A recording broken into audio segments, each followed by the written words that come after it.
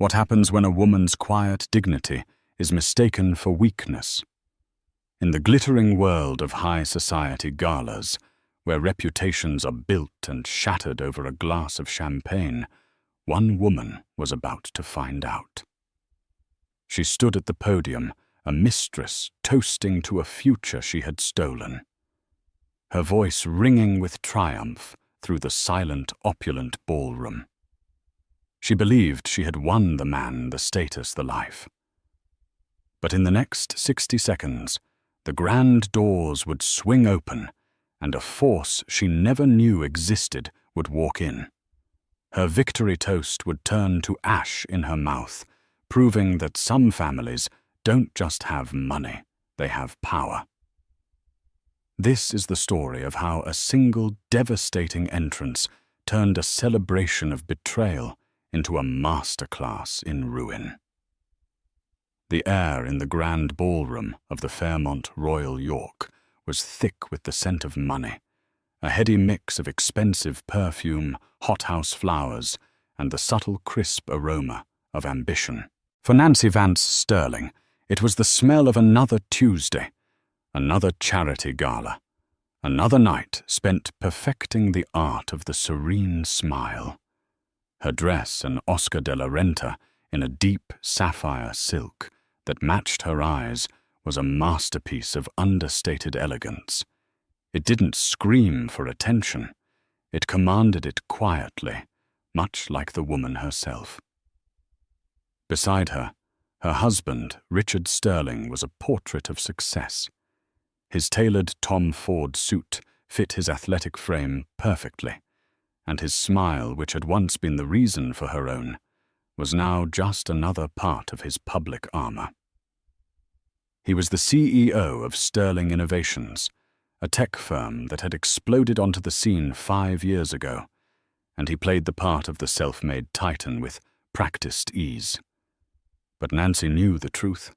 She felt it in the way his hand on her back was a proprietary gesture for the cameras, not an affectionate touch. She saw it in the way his eyes darted to his phone, a phantom vibration summoning his attention away from her, always away. The cracks in their 10-year marriage weren't just showing. They were cavernous ravines she had to gracefully step over every single day. "You look breathtaking, darling," Richard murmured, his lips brushing her ear, the gesture as cold as the diamond earrings she wore. "Thank you, Richard," she replied, her voice smooth and even. She didn't return the compliment. She had stopped offering him the genuine parts of herself long ago. Now she saved them for their 7-year-old son Leo, the one pure, untainted thing to come from their union. Tonight was the annual Starlight Foundation Gala, the crown jewel of the city's philanthropic calendar. It was a night for billionaires to write 7-figure checks and for their wives to display the latest haute couture. For Richard, it was a critical networking event. For Nancy, it was a 4-hour performance. She watched him work the room, his laughter a little too loud, his handshakes a little too firm. He was a good actor. He had convinced the world he was a visionary, a family man, a pillar of the community. He had even, for a time, convinced her. But the late-night board meetings, the faint, unfamiliar scent on his collars, and the emotional void that had grown between them, had become a language she was now fluent in. Nancy had known about the affair for 6 months. Her name, she learned from a discreet private investigator, was Amber Collins, a junior marketing associate at Sterling Innovations. 26 years old, raven-haired with a voracious ambition that Nancy recognized because it was the same hunger she'd once seen in a young Richard. The investigator's report was thorough, filled with photos of clandestine lunches and weekend trips to Niagara-on-the-Lake.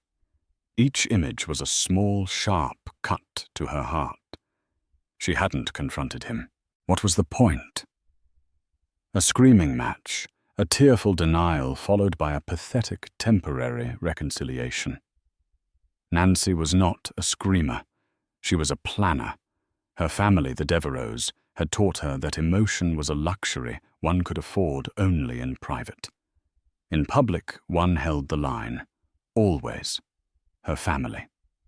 Richard thought of them as merely well off. He had met her father Augustus and her mother Isabel a handful of times. He saw them as quiet old money types from Boston, politely distant and absorbed in their own world of academia and obscure investments. He had no concept of reality. He had never been to their home, the sprawling ancestral estate in the Berkshires. He had never attended a Devereux family gathering where senators sought her father's counsel and international financiers deferred to her brother Julian's legal opinion. Richard had married Nancy Devereux, but he had never truly met the Devereuxs. He had no idea that their quietness was not meekness. It was the calm at the center of a hurricane. Tonight, as she sipped her water, a small, knowing part of her felt a tremor in the air. Richard had been growing bolder, more reckless. He believed he was untouchable, that his success was entirely his own making. He had forgotten that the initial seed money for sterling innovations. The multi-million-dollar investment that had gotten him off the ground had come from a trust her father had set up for her. He had forgotten whose name had opened the doors to his first crucial investors. He was a king in a castle she had quietly built around him. And tonight, he was about to invite the serpent into the throne room. The ballroom buzzed with polite conversation when the atmosphere subtly shifted. The change was palpable, like a drop in barometric pressure before a storm. Nancy, with the finely tuned social senses of her upbringing, felt it first. She saw the heads near the grand entrance turn, the whispers rippling through the crowd like a contagion. And then she saw her. Amber Collins did not enter a room. She conquered it. She was poured into a crimson Balmain dress that clung to every curve, a slash of defiant color in a sea of elegant jewel tones and classic black. Her hair was a glossy black cascade over her shoulders, and her smile was sharp, predatory. She walked with the unshakable confidence of someone who believed they held all the winning cards. She was everything Nancy was not: loud, ostentatious, and desperate for the spotlight. Richard, who had been deep in conversation with a banking executive, faltered mid-sentence. His eyes found Amber, and for a fleeting, fatal second, his carefully constructed mask slipped. A flicker of possessive pride, of shared conspiracy, passed between them. It was invisible to most, but to Nancy it was as bright and searing as a flash of lightning. The whispers grew louder. People knew. Of course they knew. In their circle, secrets were a form of currency, and Richard's affair was becoming common stock. Friends shot Nancy looks of pity, a sentiment she despised more than infidelity itself. She met their gazes with a calm, unbothered smile, raising her glass in a silent toast to a woman across the room she barely knew. Her composure was her shield and her sword. To show even a crack would be to admit defeat. Amber, escorted by a junior executive who looked utterly terrified to be her +1, made a slow, deliberate circuit of the room. It was a victory lap. Her eyes scanned the crowd, cataloguing the influential faces, but her final destination was clear. She was a heat-seeking missile aimed directly at Table 1, the prime real estate at the front of the ballroom, where Richard and Nancy were seated with the gala's organizers. Richard, a voice purred, dripping with feigned surprise. Amber stood before them, her crimson dress a declaration of war against Nancy's serene sapphire. "Fancy seeing you here." Richard's face flushed. He stood up a little too quickly. "Amber, what a surprise. I didn't know you were a supporter of the Starlight Foundation." "Oh, I have a passion for supporting." Worthy causes, she said, her eyes flicking to Nancy for a fraction of a second. The insult was clear. Nancy was the charity case. And this is Mrs. Sterling. It's an honor to finally meet you. I'm Amber Collins. I work with Richard. Nancy extended a cool, steady hand. Her grip was firm, her smile unwavering. A pleasure, Miss Collins. Richard has never mentioned you. The quiet, perfectly delivered line was a scalpel, and it found its mark. A flash of anger crossed Amber's face before she masked it with a brilliant smile. She saw Nancy not as a threat, but as a relic, a placeholder about to be discarded. This exchange in her mind was a mere formality before the official transfer of power. For the next hour, Nancy endured the torment. Amber found a seat at an adjacent table, perfectly positioned in Richard's line of sight. They communicated with stolen glances, subtle smiles, and the invisible charged energy of their shared secret. Richard was distracted, clumsy in his conversations, his attention constantly snagged by Amber's magnetic pull. He was a man drowning, and he thought she was his life raft. Nancy ate her pan-seared scallops, discussed summer plans with the mayor's wife, and smiled for photographs. Each moment was an act of supreme self-control. She felt hundreds of eyes on her watching the drama unfold. They were waiting for her to break. They were waiting for the tears, the confrontation, the messy public scene. She would rather die. She was a Devereaux. Her personal pain was not for public consumption. Instead, she focused on a single point in the near future. A moment she had been orchestrating for the past 48 hours with a series of quiet, encrypted phone calls to her brother Julian. The storm was coming, but it was not a storm of her own tears. It was a storm of a different magnitude entirely. And as she watched Amber laugh, her head thrown back in careless triumph, Nancy knew the other woman had no idea she was dancing on the edge of a volcano. The main course plates were cleared, and the auctioneer was preparing to take the stage when Richard stood up, tapping his glass with a fork. The gentle chime silenced the room. A wave of confusion rippled through the audience. It was unusual for a guest, even a major donor, like Richard, to make an impromptu speech. Nancy's blood ran cold. She looked at her husband, at the arrogant set of his jaw and the feverish glint in his eyes. He was drunk not just on the vintage Bordeaux, but on his own perceived power and the proximity of his mistress. He was about to do something irrevocably stupid. "Good evening, everyone," Richard began, his voice amplified by the microphone swiftly provided by a staff member.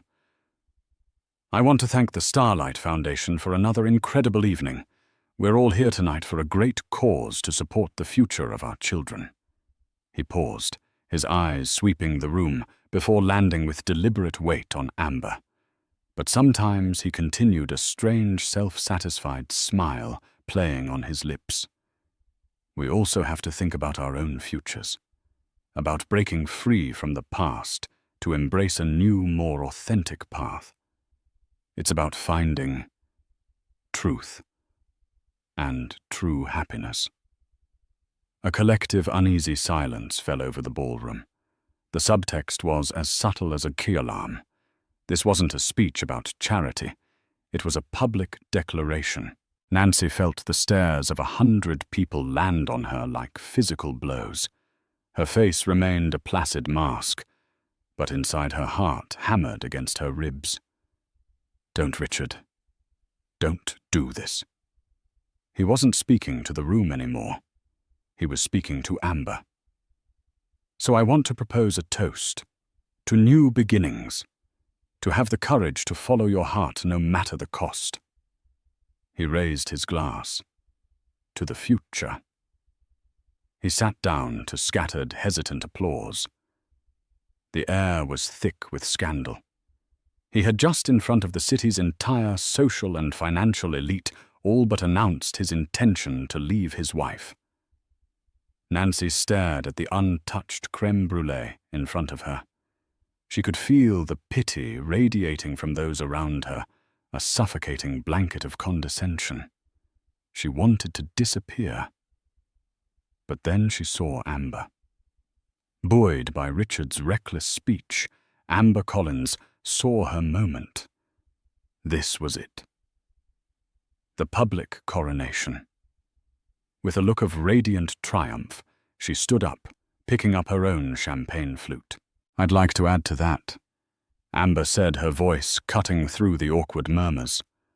All eyes snapped to her. This was unprecedented. A junior employee hijacking a C-suite gala. She beamed at Richard, her eyes shining with adoration and victory. Richard is right. The future is what matters.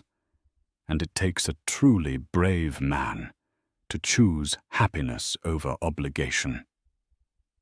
The word obligation hung in the air, a direct poisoned arrow aimed at Nancy. Amber then turned her gaze for the first time fully and directly upon the woman she was replacing. There was no pity in her eyes, only the cold, hard glint of victory. Some people are content to live in the past, holding on to titles and arrangements that have long since expired.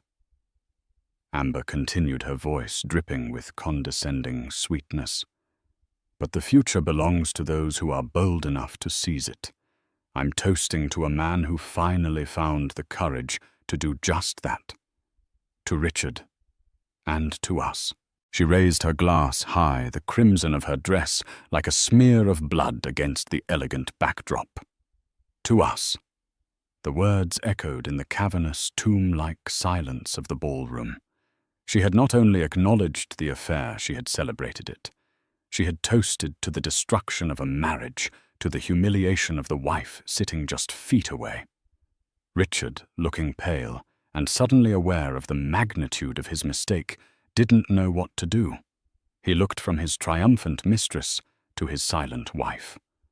Amber held her pose, her glass in the air, a triumphant smirk on her lips, waiting for the applause that would legitimize her coup. But no applause came. There was only a shocked, horrified silence, and the sight of Nancy Vance Sterling, sitting perfectly still, her expression unreadable, her sapphire eyes fixed on her husband with an intensity that promised not tears, but a reckoning. The mistress had toasted to her victory. The room held its breath, waiting for the wife to fall apart. In the deafening silence that followed Amber's toast, every eye in the room was locked on Nancy. They expected a scene. They craved it. The drama was the real currency of the evening, far more valuable than the silent auction items. They anticipated the tremor in the lip, the glistening of tears, a shouted accusation, or a dignified but hasty retreat. Nancy gave them none of it. She remained perfectly unnervingly still. She did not look at Amber. To acknowledge her would be to grant her significance. Instead, her gaze remained fixed on Richard. The serene smile she had worn all evening was gone, replaced by an expression of profound and chilling emptiness. It was a look that stripped him bare, peeling back the layers of his success and confidence to reveal the small, weak man underneath. In her eyes, he saw not a wife he had wronged, but a stranger he had fundamentally misjudged. Slowly, deliberately, Nancy picked up her linen napkin. She dabbed at the corners of her mouth, a gesture so normal, so mundane, it was utterly jarring in the high-stakes emotional theater of the moment. She then placed the napkin neatly beside her plate. She turned her head slightly, her gaze sweeping over the faces at her table, the gala chairwoman whose mouth was agape, the bank president who was studiously examining his dessert fork, their wives who looked at her with a mixture of horror and morbid fascination. She gave them a small, tight nod, an apology for the vulgar disruption they had been forced to witness. It was an act of breathtaking control. At that moment, she wasn't the victim. She was the epicenter of a power they couldn't comprehend, the quiet heart of a coming hurricane. Her stillness was more terrifying than any scream. It was the eerie calm of a deep ocean before a tsunami. Amber's triumphant smile began to falter. The silence was not the stunned admiration she had expected. It was the suffocating silence of judgment. Her hand, still holding the champagne flute aloft, began to tremble. The crowd was not with her. She had miscalculated, assuming they would rally behind the narrative of passionate true love. Instead, she had simply revealed herself to be classless and cruel. She slowly lowered her glass, a flush of uncertainty creeping up her neck. Richard felt a primal fear seize him. He had seen Nancy angry before, but that was a familiar, manageable fire. This was different. This was the absolute zero of her rage, a coldness so profound it burned. He had not just broken their vows, he had publicly humiliated a woman who he was beginning to suspect he did not know at all. The vague, polite stories about her family, their quiet life in Boston, it all felt like a flimsy stage set in the face of her terrifying composure. "Well," Nancy finally said, her voice clear and steady, cutting through the tension. It wasn't loud, but it carried to every corner of the silent room. She didn't look at Richard or Amber. She addressed the table at large. "It appears the evening's entertainment has taken an unexpected turn." She pushed her chair back, the sound of its legs scraping against the polished floor, unnaturally loud. She stood, her posture perfect, her sapphire dress shimmering under the chandeliers. "If you'll excuse me," she stated, her voice devoid of any emotion. This was the moment they expected her to flee. But she didn't move towards the exit. Instead, she turned her back on her husband and his mistress, and took a single deliberate step away from the table, facing the grand gilded doors at the far end of the ballroom. She stood there alone in the open space, a solitary, elegant figure. She wasn't running. She was waiting. A nervous cough broke the silence. The auctioneer looked uncertainly towards the stage manager. The entire event had ground to a halt, held captive by a domestic drama that had spiraled into a public spectacle. Richard started to rise to go to her to say something, what he had no idea. But a sudden resonant thud stopped him. It was the sound of the grand ballroom doors being pushed open from the outside. Two uniformed hotel staff held the towering doors, swinging them inward to their full dramatic width. The light from the grand foyer spilled into the ballroom, silhouetting the figures who were about to enter. Nancy didn't turn. She didn't have to. She knew who was coming. She had made the call. Amber Collins, feeling the first real pang of fear, watched the entrance confused. Who could possibly be arriving this late? Richard Sterling, his heart beginning to pound, a frantic, terrified rhythm against his ribs, stared at the doorway, a dawning, sickening horror beginning to curdle in his stomach. The quiet, polite, well-off family from Boston. The people he had dismissed. The people he had insulted through their daughter. The stillness was over. The storm had just made landfall. The first to enter was a man who moved with the unhurried grace of someone who had never in his life been told to wait. He was in his late 60s, with a mane of silver hair and a face that looked like it had been carved from granite. He wore a simple, exquisitely cut, dark suit, but he carried an aura of absolute authority that made the tuxedos around him look like cheap costumes. This was Augustus Devereux. His eyes, the same deep sapphire as his daughter's, swept the room once, taking in the scene with a cold, analytical precision. They did not register the crowd. They assessed it. Flanking him was his wife, Isabel Devereux. She was the very definition of old-world elegance, draped in pearls, and a Chanel gown that was likely older than Amber Collins, but looked infinitely more valuable. Her expression was one of mild aristocratic disappointment, as if she had just found a crack in a priceless piece of porcelain. But it was the man who followed them, who made Richard Sterling's blood turn to ice water in his veins. Julian Devereux, Nancy's older brother. Richard had met him only once at the wedding a decade ago. Julian was a senior partner at Cromwell and Swain, a law firm so powerful it didn't represent clients. It represented dynasties and governments. He was tall, impeccably dressed, and possessed a shark-like stillness that was far more intimidating than his father's overt power. His eyes found Richard's across the ballroom, and in them there was no anger. There was something much worse, a calm, professional promise of annihilation. The trio didn't stride into the room. They advanced.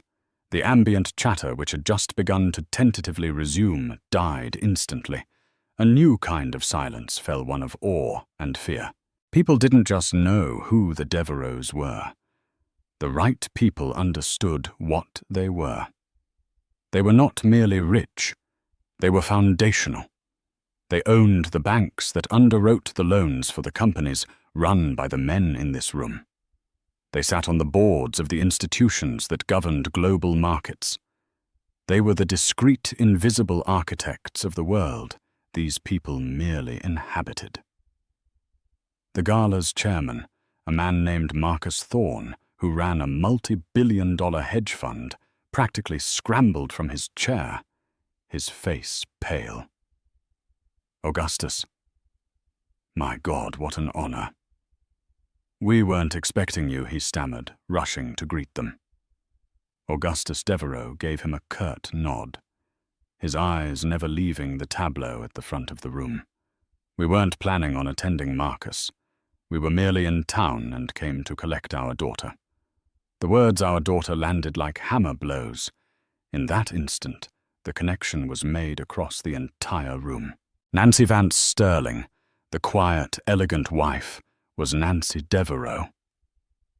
That Devereux. A shockwave of understanding passed through the Gala.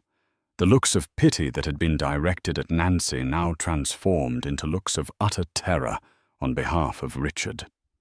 They were watching a man who had just, in the most public and insulting way possible, declared war on a superpower he didn't even know existed.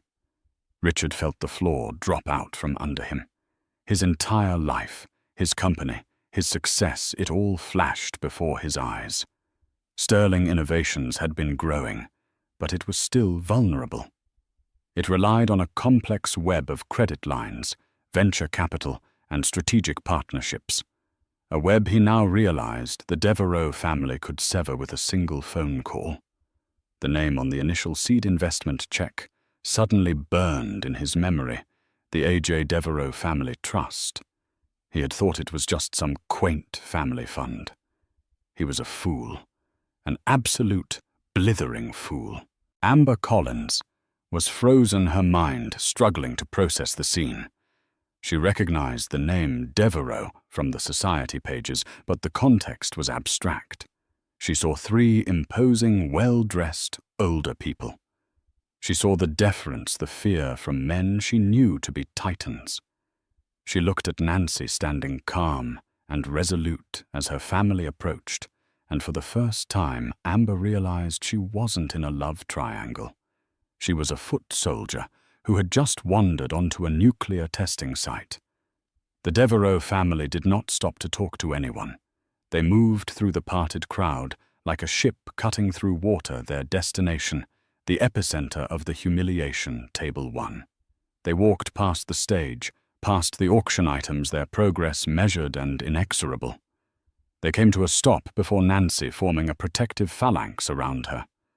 Augustus placed a hand on his daughter's shoulder. Isabel's eyes met hers, and in that silent glance, a lifetime of understanding and support was conveyed. And then as one they turned their attention to the two people still sitting at the table, now utterly isolated and exposed under the weight of 100 horrified stares. The reckoning had begun. There was no shouting.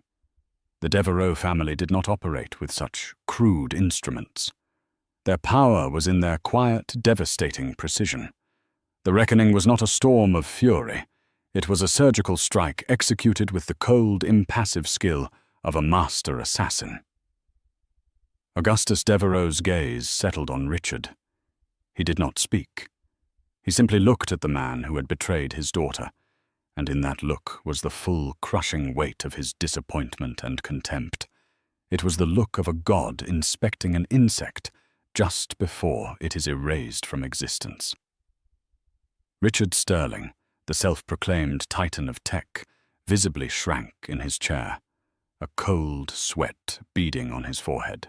Every ounce of his bravado, his charm, his arrogance, evaporated under that silent, patriarchal judgment. While his father held Richard pinned with his stare, Julian Devereux moved. He walked around the table and stood behind Richard's chair, leaning down slightly as if to share a pleasant confidence. His voice was a low, cultured murmur, audible only to Richard, and perhaps the terrified guests on either side. Sterling Julian began his tone disarmingly calm. I just finished a call with David Pembroke at Morgan Stanley. You know David, don't you? He manages your primary line of credit. He was very interested to hear about the instability in your personal life. He sends his regards and has scheduled an immediate review of your company's risk profile for 9 a.m. tomorrow. Richard's blood ran cold.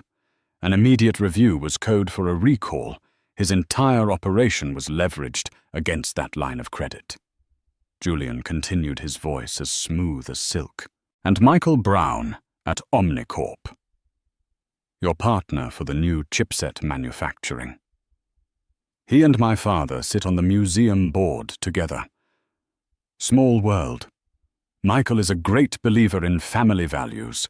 I suspect he'll find the moral turpitude clause in your contract quite compelling. Expect his call before breakfast. Each sentence was a perfectly aimed shot, striking a critical pillar of Richard's empire. He had spent years building these relationships, this company.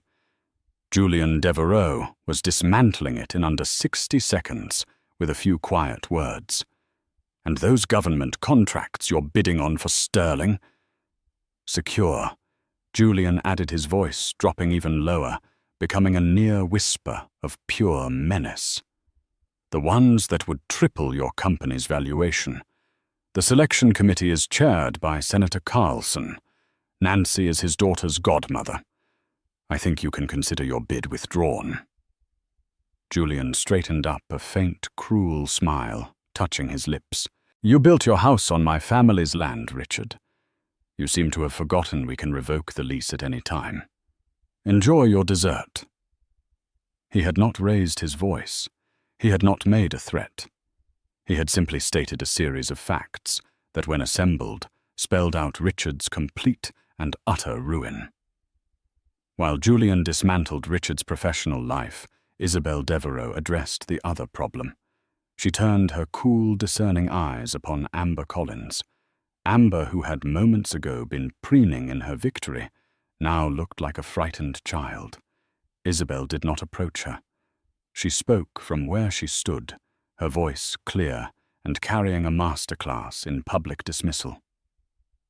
Miss Collins, is it? It, Isabel asked, her tone suggesting she was addressing a particularly impertinent member of the catering staff. Amber nodded, unable to speak. My family has a saying, Isabel continued, her gaze sweeping over Amber's garish dress and overly ambitious jewelry.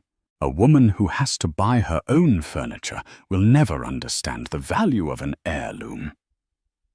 You are a piece of new furniture, Miss Collins, flashy, temporary, and ultimately destined for the curb. You mistook a business arrangement for a love story, and you mistook my daughter's decency for weakness. These are the fatal, common mistakes of your kind." Isabel's eyes flickered to the other women at the nearby tables, the wives, the matriarchs of their own powerful families. She was not just speaking to Amber. She was passing a sentence that would be upheld in every salon, boardroom, and country club in the city. Amber Collins was no longer a scandalous rival. She was a social pariah, a non-person. "You have your moment in the spotlight," Isabel concluded, her voice laced with icy finality. "I do hope you enjoy it. It will be your last." With that, the Devereux matriarch turned her back on Amber, the dismissal so absolute it was as if she had ceased to exist. Amber sat there, her face ashen. Her cheap victory toast, having cost her everything she had, so desperately craved a future, a reputation, a place in this world. The reckoning was complete. It had been swift, silent, and total. The Devereux family had not caused a scene. They had restored order. Augustus offered his arm to Nancy. Isabel took her other arm. Julian stood behind them, a silent sentinel. Together, the family, whole and unbreakable, turned and walked towards the grand exit. They moved with the same quiet, inexorable purpose with which they had entered, parting the stunned crowd before them.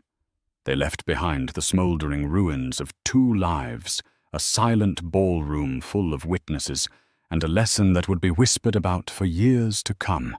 Never, ever mistake a quiet woman for a weak one. You never know who her family is. The exit of the Devereux family was as impactful as their entrance. As the grand doors closed behind them, it was as if the oxygen had been sucked out of the room. The spell was broken, and a cacophony of frantic whispers erupted. Richard Sterling remained frozen in his chair, his face a ghastly shade of white. Julian's words echoed in his mind, a death knell for his career. He looked across the table and saw the Gala chairman, Marcus Thorne, pointedly avoiding his gaze. He saw the averted eyes of men he had called his peers, his friends. He was no longer one of them. He was a liability, a cautionary tale. His gaze fell upon Amber.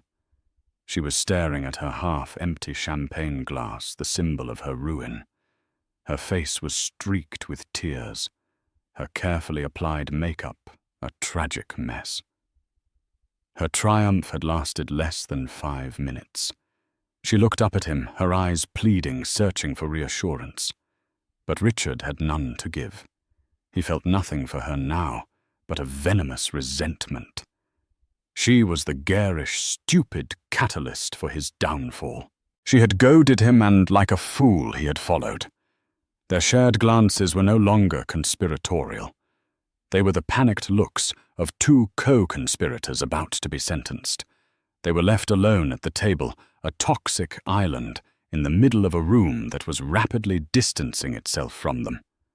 The mayor's wife suddenly remembered a pressing engagement. The bank president had to make an urgent call.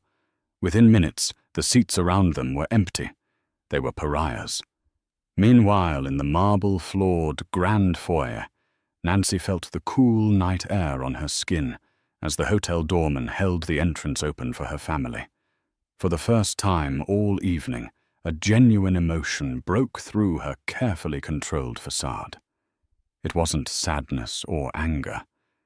It was a relief, a profound, cleansing relief.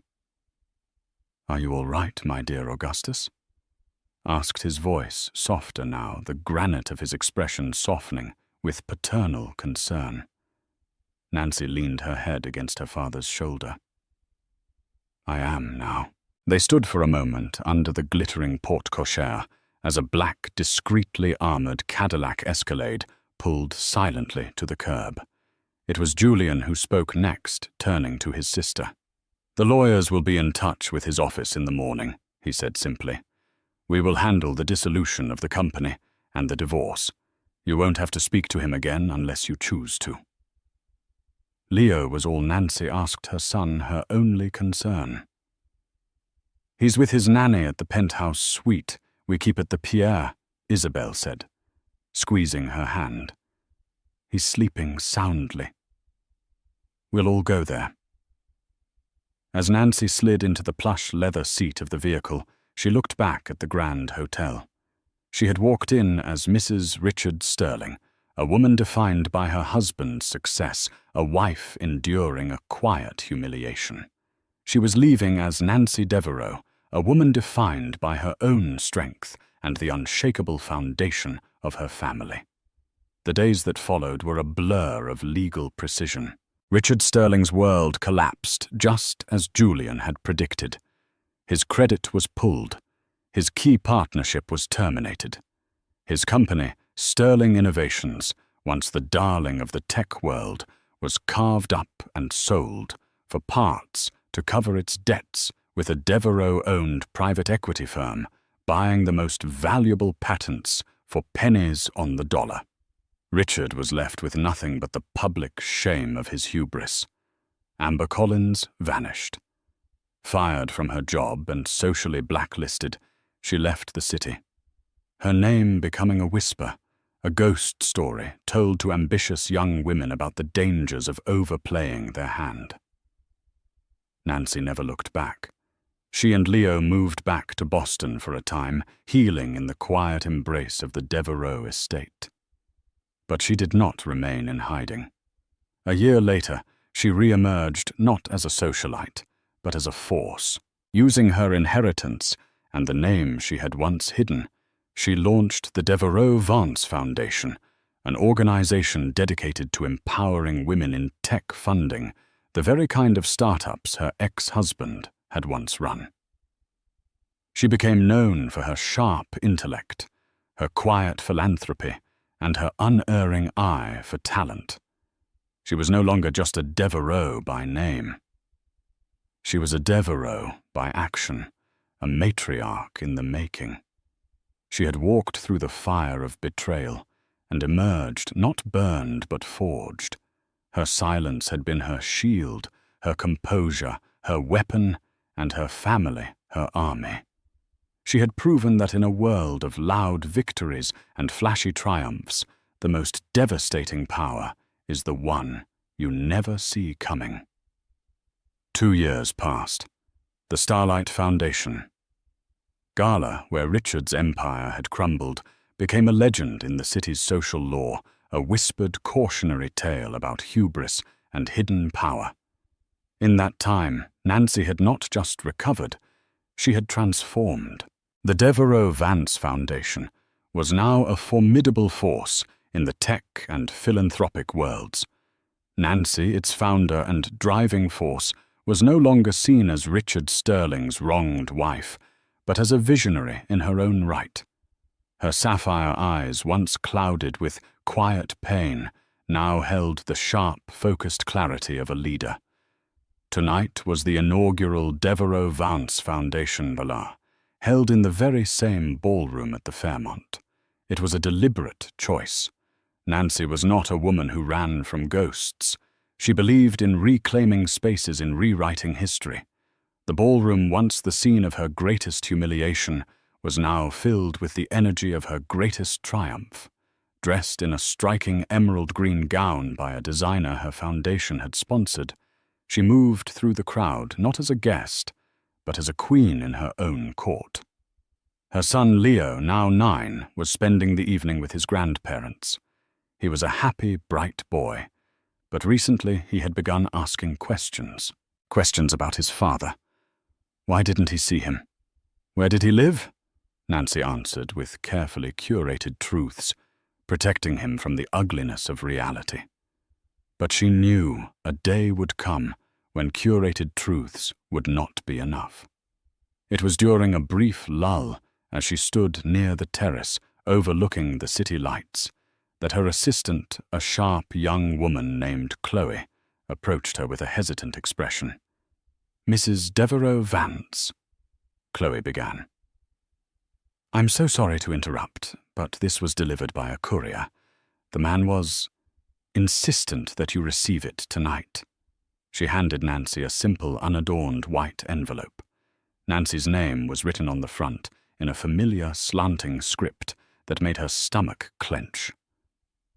It was Richard's handwriting. Excusing herself, she stepped out onto the quiet terrace, the cool night air a welcome shock. Her hands were perfectly steady as she opened the letter. "Nancy, I know I have no right to contact you. I know the sound of my name is likely a poison to you, and for that I am truly sorry. I am not writing to ask for forgiveness. I know that is impossible. I am not writing to ask for money. I have learned to live with what I have, which is nothing. These past 2 years have been a journey through hell, a hell of my own making. I have lost everything, and I deserved to. In losing it all, I finally began to see you, to see what I threw away, to see the man I had become. I am in therapy. I am working a menial job. I am, for the first time in my life, honest with myself. My reason for writing is Leo. I know he must be asking questions. I dream of him at night, and I wake up knowing I am a ghost to my own son. I am asking you, Nancy, for 5 minutes. Not for my sake, but for his.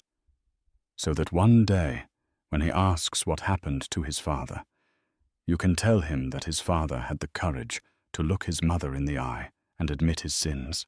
So that I can apologize to you, the woman I wronged more than any other.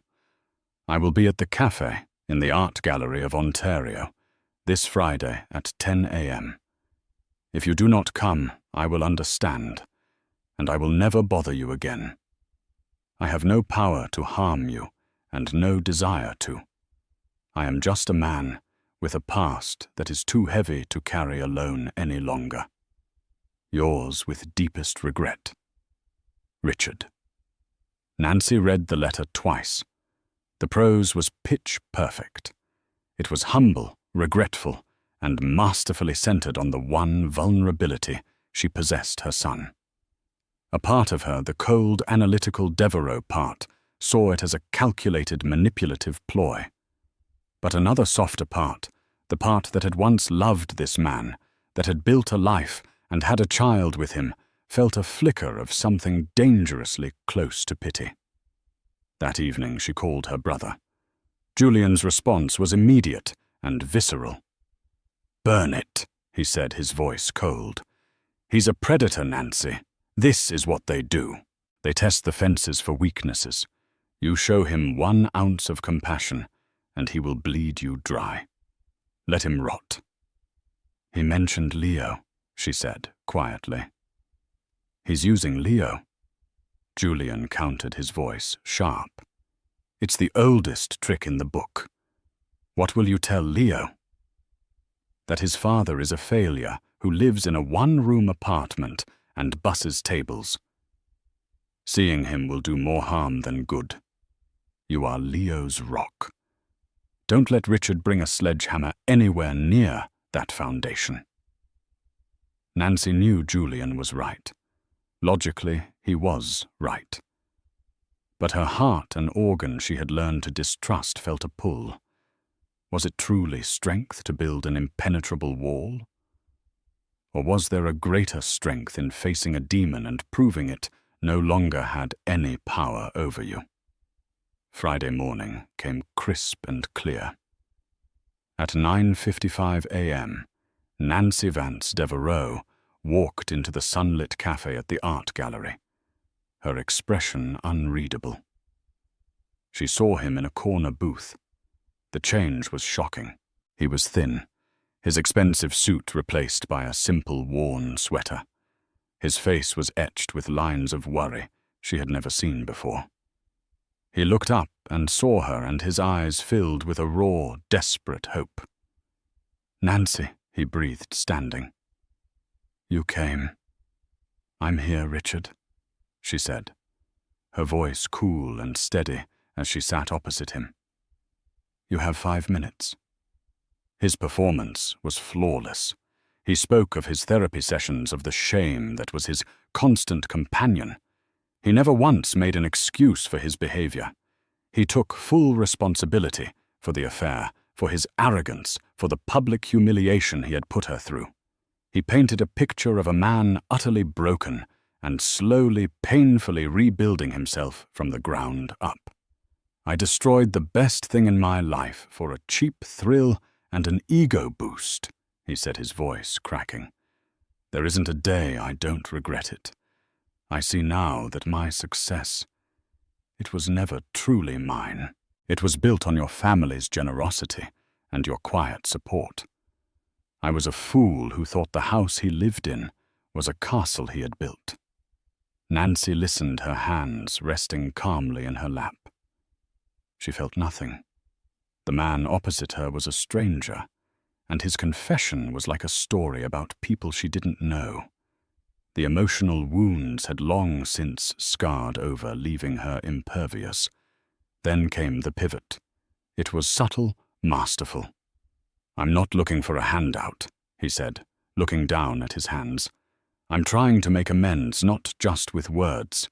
I've been volunteering at a youth center. These kids, they're brilliant, but they have nothing. I've been teaching them to code on old donated computers. It's the one thing I have left to give. I'm trying to start a small non-profit, a coding camp, just to give a few of them a leg up." He looked at her, his eyes glistening. "I know it's audacious to even think this, but I see what you're doing with your foundation. It's incredible. You're changing lives. My little project is nothing in comparison, but it's honest work. It's the only legacy I have left for Leo to know." He didn't ask her for money. He didn't have to. He had laid the bait perfectly, appealing to her philanthropic mission and her love for her son. He was asking her to invest in his redemption. "I'll have to think about it, Richard," she said, her voice neutral. She stood. "My 5 minutes are up." She walked away without a backward glance, leaving him in the booth, his expression a perfect blend of hope and sorrow. The moment she was in her car, she called Julian. "Run a full check on him," she said. "Everything.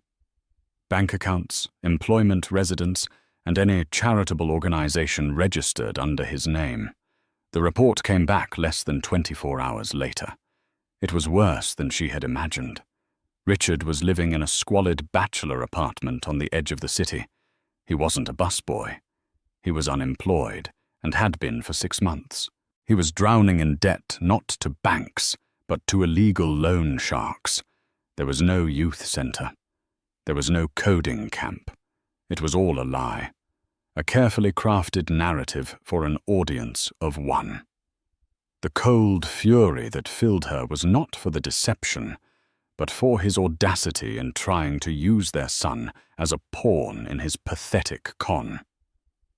Julian was right. A snake is always a snake. She was preparing to have her legal team send a final binding cease and desist order when a call came through to her private line. The number was blocked. "Is this Nancy Vance?" a woman's voice asked. It was raspy thin and held a note of frayed desperation that Nancy recognized instantly. "This is her." "Who is this?" "It's Amber," the voice said. "Amber Collins." Nancy frozen. "I have nothing to say to you." "Please don't hang up," Amber pleaded, and the sound was no longer of a rival, but of someone at the very end of their rope. I heard he contacted you." "Richard, I need to warn you. It's not about a coding camp. He's in trouble, deep trouble, and he's trying to get to something he thinks you can access." A long silence stretched between them. "What are you talking about?" Nancy finally asked. "The final months at Sterling Innovations." Amber's voice trembled. He was panicking. He knew things were getting shaky. He thought your family might be pulling back support. So he did something.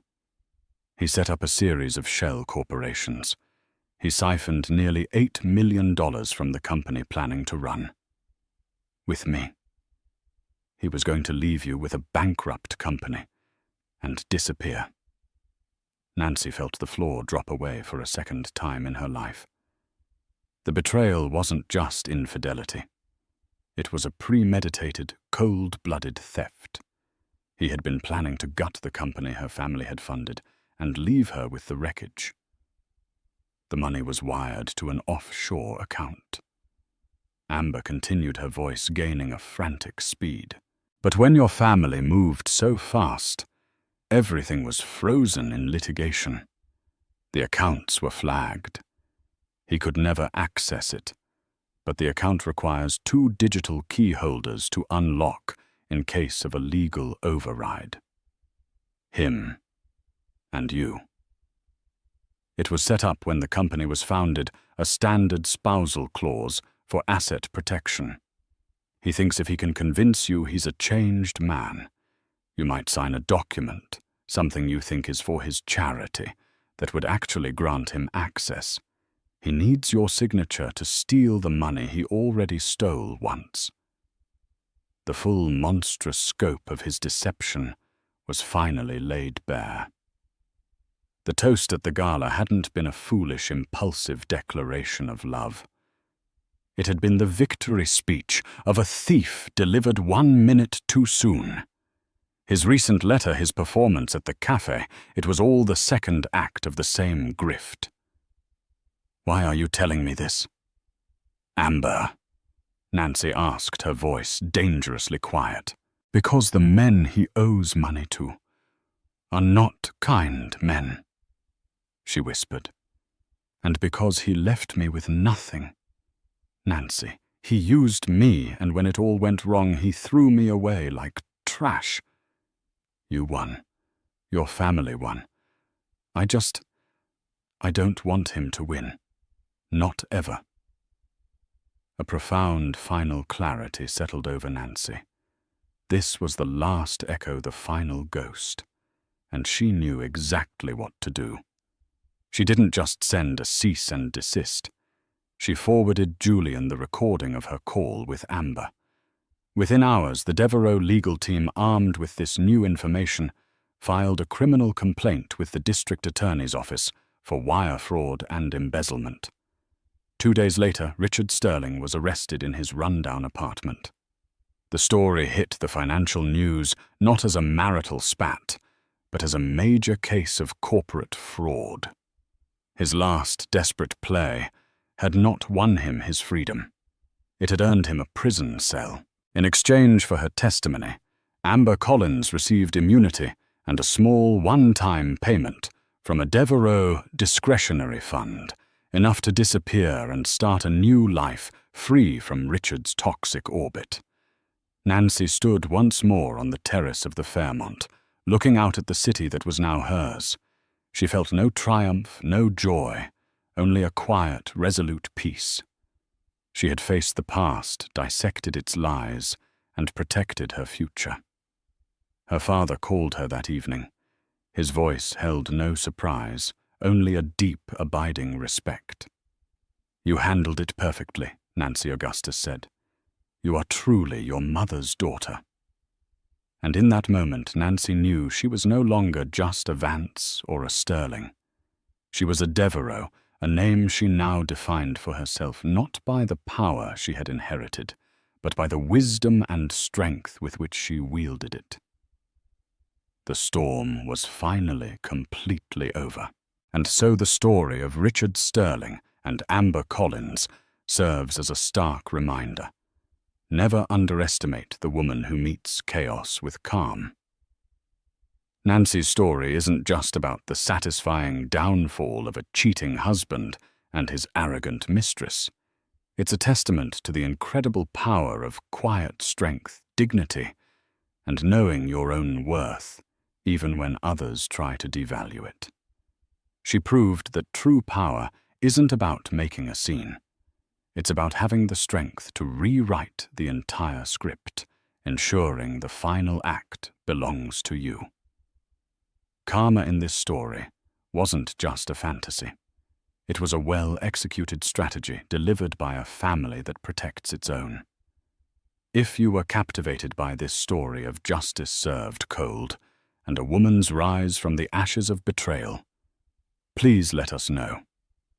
Hit that like button, share this video with someone who loves a story of epic karma, and don't forget to subscribe to our channel for more tales of empowerment and sweet, sweet revenge. What did you think of the Devereaux family's entrance? Let us know in the comments below.